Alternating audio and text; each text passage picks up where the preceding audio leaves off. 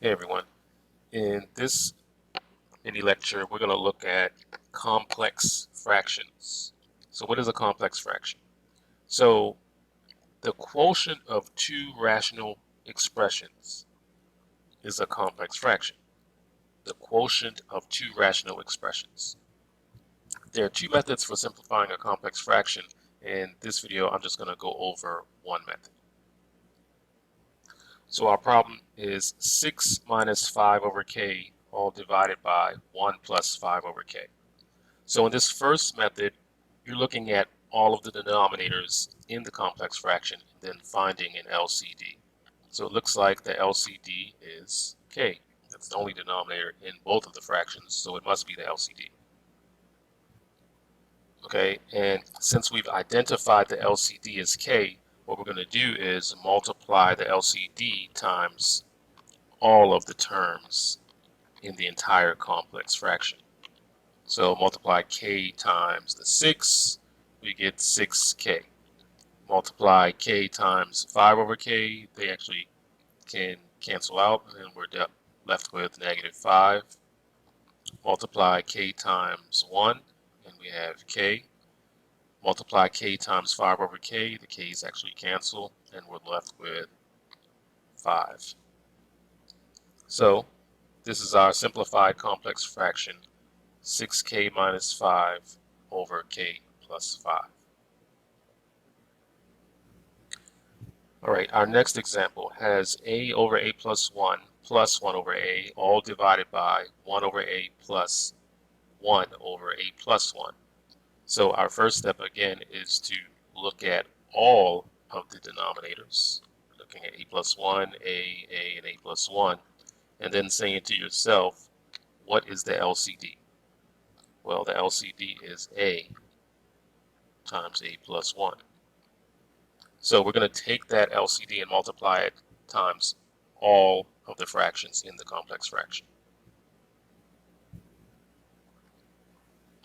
So a over a plus 1 gets multiplied by the LCD.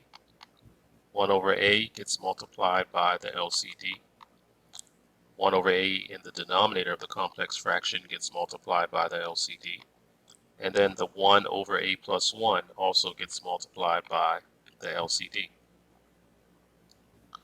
All right, in multiplying the LCD times all of these terms, it looks like the a plus 1s will cancel out there, and then we're just multiplying a times a, which is a squared.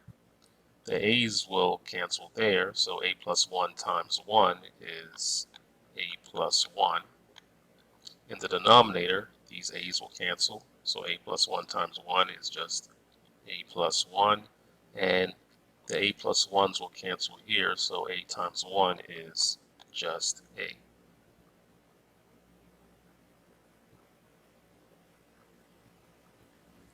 The last thing we need to do is just go ahead and combine like terms where we see them. So in the numerator, I don't see any, so I'll just rewrite it. However, in the denominator, we have a and a. So 1a plus 1a gives us 2a plus the 1. So the simplified complex fraction, this complex fraction is simplified, I'm sorry, to a squared plus a plus 1 over 2a plus 1. Here's our next example. 9 minus 1 over y squared, all divided by 9 plus 6 over y plus 1 over y squared. Feel free to pause the video and work on this on your own and see how your answers compare to mine.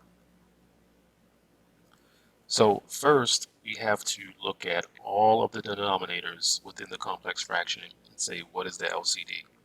So the LCD looks to be y to the second power.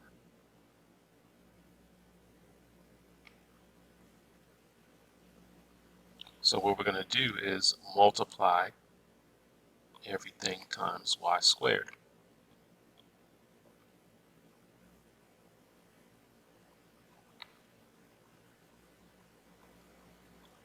All right, in multiplying everything times y squared times 9, that will just give us 9y squared.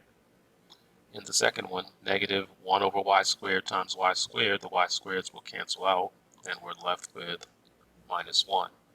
That's all divided by y squared times that 9 is 9y squared. With the 6y times y squared, know that the y in the denominator cancels out with one of the y's, right? Because it's y to the second power, that means it's two of them. So now you're left with 6 times y, which is 6y. And 1 over y squared times y squared, the y squareds cancel, so that's plus 1.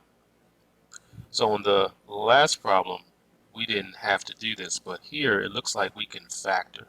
So go ahead and factor the numerator and factor the denominator. So this numerator looks like we can factor it because to me it looks like the difference of two squares. So that's 3y plus 1 times 3y minus 1. In the denominator, looks like we can factor that too. The leading coefficient is a 9, so maybe you'll have to use whatever method that you're used to, whether it's trial and error, AC method, things like that. So for that one, we get 3y, and then I'll put a plus 1 in one and a minus 1 in the other. And actually, I'm sorry, plus 1 in the other. Because if you were to FOIL that denominator, first, outer, inner, last, then you should get 9y squared plus 6y plus 1.